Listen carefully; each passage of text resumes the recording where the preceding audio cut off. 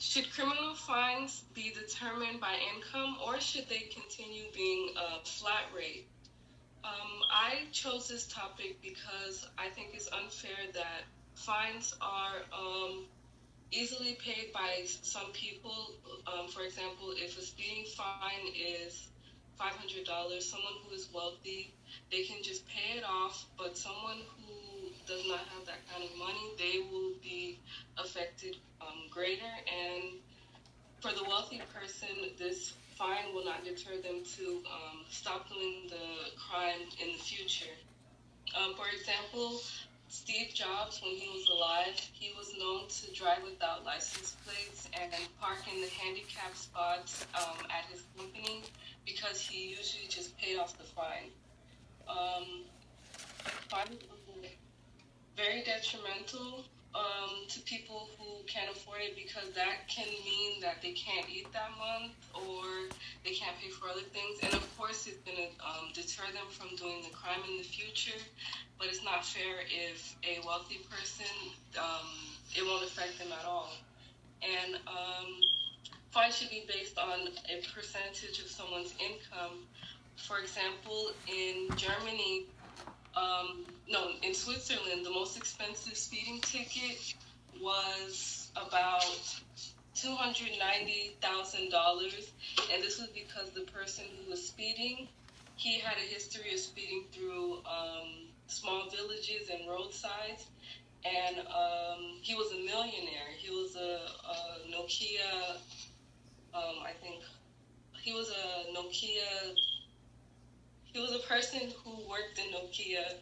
He was the CFO of Nokia, the cell phone company. And this person had what we would consider the most expensive speeding ticket, but in places like Germany and other European countries, that ticket would be fair because it was based upon a percentage of his income. And also, he was able to pay it, but it probably deterred him from doing it again. And in those countries, it is proven that they're effective for deterring people from doing more speeding tickets. And also, the system has been implemented in the United States. Judith Green, the founder of Social Strategies, which is a nonprofit organization, has done this strategy in Staten Island starting in the 1980s, and it has been seen that it is very effective in curbing this the amount of speeding tickets that were given in a span of 5 years. And some people may argue that a fine is unfair. A fine based upon someone's income is unfair because why should rich people have to pay a bigger fine for the same crime that someone who is not as wealthy doing the same exact crime?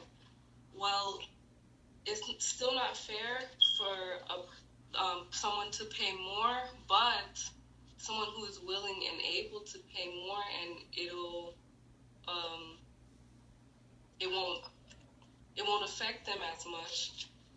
That would be better.